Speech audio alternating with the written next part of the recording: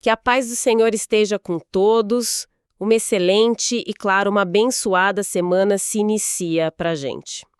Hoje a gente vai mergulhar num cenário assim, de crise total.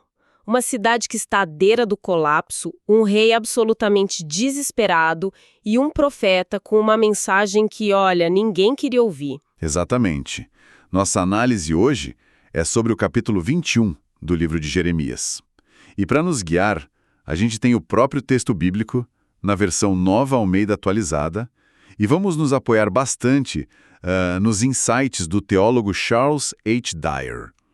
O comentário dele nos ajuda a desvendar todo o contexto por trás dessas palavras tão duras, né? E a missão aqui é justamente entender essa mensagem, porque não é uma mensagem de esperança, é o contrário.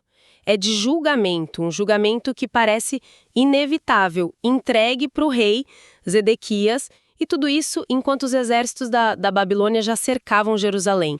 O que essa passagem revela sobre as consequências das nossas ações, das ações de uma nação? Ok, vamos analisar isso.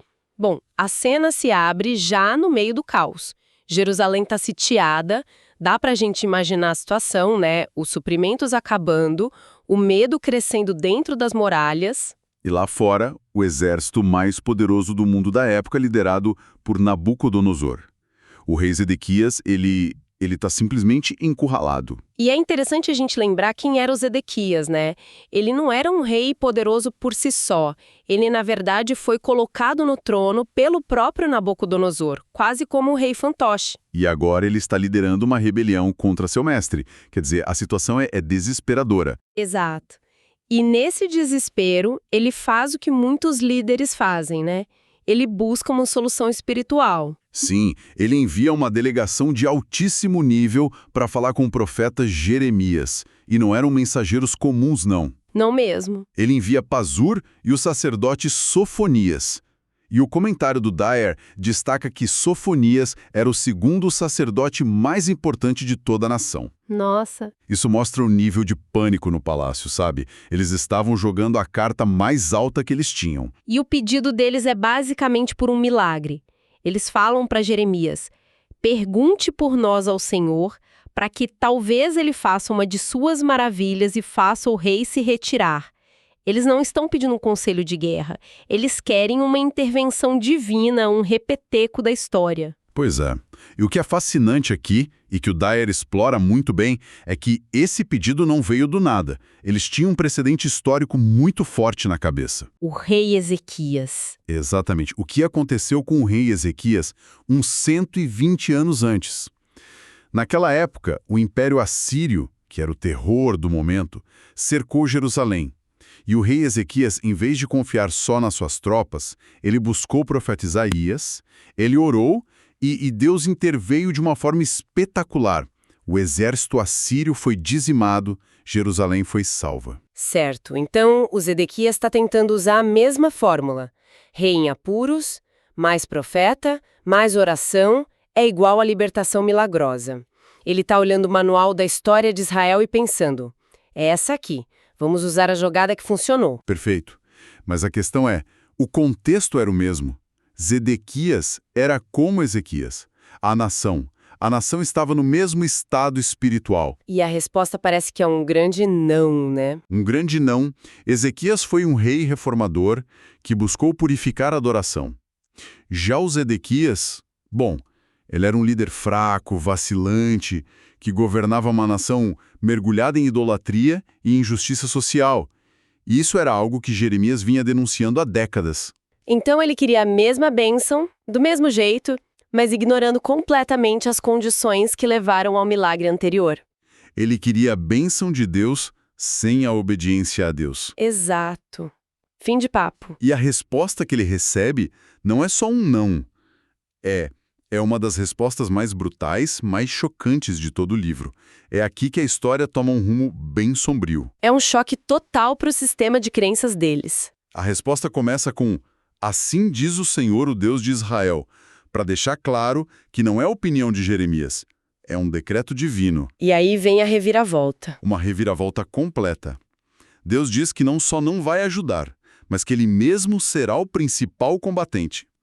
contra Jerusalém. E a linguagem que ele usa é de arrepiar, nos versículos 4 e 5.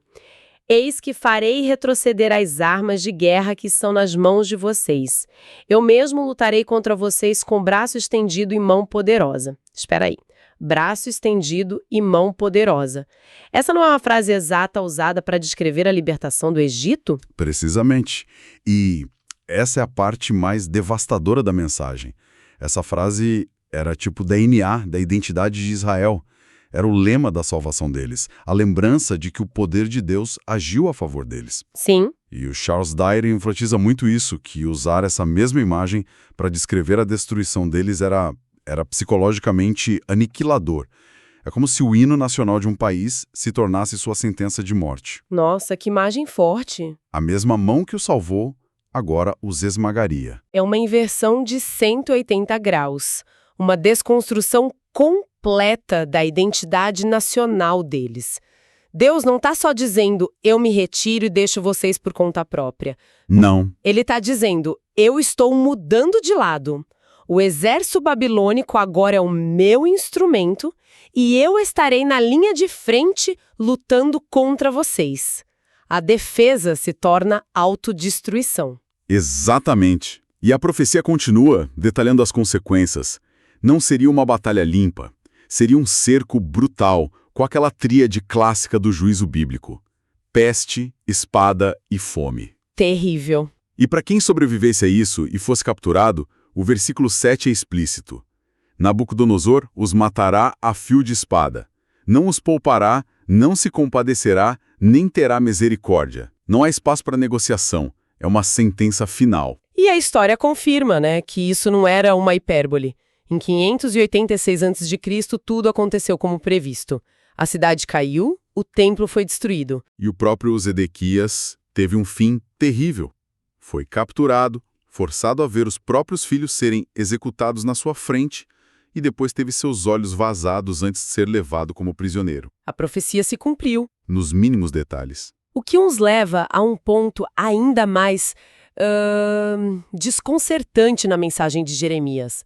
Porque você pensaria que depois de uma sentença de aniquilação total, o capítulo terminaria ali. Fim da história, né? Mas aí vem uma das reviravoltas mais estranhas do livro. Sim. No meio desse caos todo, Deus, de repente, fala sobre uma escolha. O versículo 8 diz, eis que ponho diante de vocês o caminho da vida e o caminho da morte. Isso parece um paradoxo total. Que escolha pode haver quando o julgamento já foi decretado? E as opções oferecidas são o que torna tudo tão contraintuitivo. O caminho da morte é o que qualquer um consideraria o caminho da honra, do patriotismo, Ficar na cidade, lutar até o fim. Lutar pela sua terra, pelo seu templo. Exato. E o caminho da vida, por outro lado, era se render aos babilônios. Mas espera um pouco. Isso não faz sentido nenhum do ponto de vista humano.